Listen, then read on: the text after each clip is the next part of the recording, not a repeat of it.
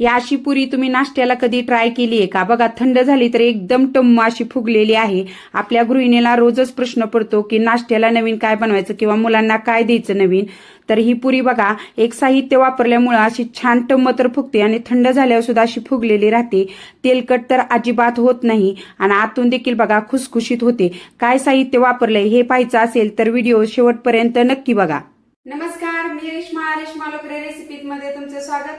तर आजची रेसिपी तुम्हाला कळलीच असेल. आपण बनवतोय चटपटीत अशी खमंग टोमॅटो पुरी. चला तर वेळ न घालवता रेसिपीला सुरुवात करूया. आणि ही पुरी बनवण्यासाठी इथं मी लाल बुंद असे 3 मध्यम आकाराचे टोमॅटो स्वच्छ धुवून घेतलेले आहेत. आणि हे टोमॅटो आता आपल्याला रफ असे कट करायचे, जास्त बारीक कट करायचं नाही. असे मोठे मोठे असे कट करून तुम्ही घेतले तरी चालतील.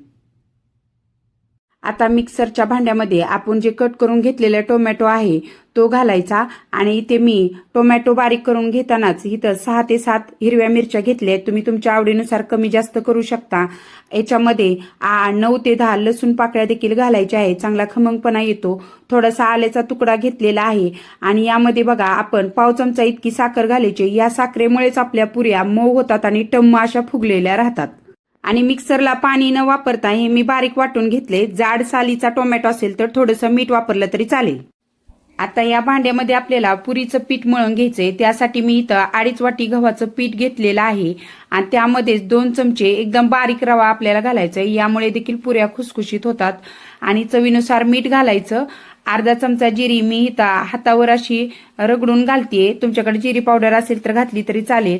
आणि हा ओवा देखील हातावर असा रगडून ह्याच्यामध्ये घालायचा, म्हणजे त्याचा वास चांगला लागतो. अर्धा चमचा तिखट मिरची पावडर ही मी ह्याच्यामध्ये घातली आहे. आणि इथे मी 2 चमचे तेल गॅसवर चांगलं कडक गरम करून घेतले आणि ते मोहन देखील आपल्याला या पिठावर घालायचे. तेल घातल्या तेल गरम असल्यामुळं हाताने नाही तर चमच्याने हे सगळीकडे छान मिक्स करून घ्यायचं. आणि नंतर बघा हाताने सगळ्या पिठाला हे तेल चोळून घ्यायचं. त्यामुळे पुऱ्या एकदम खुसखुशीत अशा तयार होतात. आणि हे हाताने तेल चोळून घेतल्यानंतर बारीक चिरलेली कोथिंबीर घालायची. आणि यामध्येच बघा आपण जी टोमॅटोची प्युरी बनवून घेतलेली आहे ती प्युरी आपल्याला सगळी प्युरी व्यवस्थित ह्यामध्ये घालून घ्यायची. म्हणजे एवढ्याच प्युरीमध्ये आपलं हे पीठ तयार होतं. पाण्याचा इथं अजिबात आपण वापर करायचा नाही. त्यामुळं आपण फक्त याच प्युरीमध्ये हे पीठ मळल्यामुळं पुरीला चव फार छान येते. आंबूस तिखट गोड अशी ही चवीची पुरी तयार होते.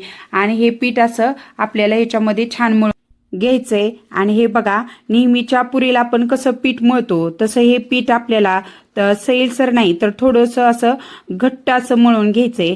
आणि आता ह्याला आपण थोडासा सगळीकडे तेलाचा हात लावून घ्यायचा, जेणेकरून ते वरून सुकणार नाही. आणि 10 मिनिटं हे आपल्याला असंच आता भिजत ठेवायचंय. 10 मिनिटं झालेली आहेत आणि पीठ आपलं चांगलं भिजलेलं आहे. आता या पिठाच्या आपल्याला ज्या साईजच्या पुऱ्या बनवायच्या त्यानुसार गोळ्या बनवून घ्यायच्या. तुम्हाला सकाळची घाई गडबड असेल नाश्त्याची तर तुम्ही मोठी चपाती लाटून देखील त्याच्या छोट्या छोट्या पुऱ्या कट करून घेऊ शकता. आणि इथे बघा माझ्या सगळ्या गोळ्या बनवून झाल्यात. आता पुऱ्या लाटून घेऊया. आता इथे पुऱ्या लाटताना बघा मी तेलाचा किंवा पिठाचा अजिबात वापर केलेला नाही. जर तुम्हाला गरज पडली तर तुम्ही तेल किंवा पीठ वापरू शकता. आणि अशी ही आपल्याला जास्त जाडही नाही जास्त पातळही नाही अशी पुरी आपल्याला लाटून घ्यायची आहे. आणि इथं राहिलेल्या गोळ्याच्या देखील मी पुऱ्या लाटून घेते. आणि एवढ्या पिठाच्या बघा 15 ते 20 पुऱ्या तयार होतात. इथं मी 10-12 लाटून घेतलेत. ह्या आता आपण तळूया. तळण्यासाठी इथं मी गॅसवरती तेल चांगलं गरम करून घेतले. त्यामध्ये छोटासा तुकडा टाकला आणि तो पटकन वरती आलाय, ह्याचा अर्थ आपलं तेल चांगलं गरम झालंय. आता याच्यामध्ये पुरी सोडायची. तेल चांगलं गरम असल्यामुळे बघा ती पटकन वरती येते. आणि आता याच्यावर झाऱ्याने तेल घालत राहायचं, म्हणजे पुरी सगळीकडून छान अशी टम्म फुगते. आणि ही पुरी आता आपल्याला दोन्ही बाजूनी हलकीशी सोनेरी होईपर्यंत तळून घ्यायची. तळताना गॅस हा मध्यम ठेवा. जर तुम्ही गॅस कमी ठेवला तर पुरी तेलकट होते आणि फुल ठेवला तर पुरीला जास्त डार्क असा कलर येतो. त्यामुळे मध्यम गॅसवर तळून घ्यायची. आणि ही बघा अशी आपली ही टोमॅटोची एकदम टम्म अशी फुगलेली पुरी तयार झाली. आणि ही पुरी बराच वेळ अशी फुगलेली राहते. ही आता आपण एका चाळणीमध्ये काढून घेऊया. आणि राहिलेल्या पुऱ्या देखील मी आता तळून घेते. तोपर्यंत तुम्ही आपल्या चॅनेलवर नवीन असाल तर नक्की आपल्या चॅनेलला सबस्क्राईब करायला विसरू नका.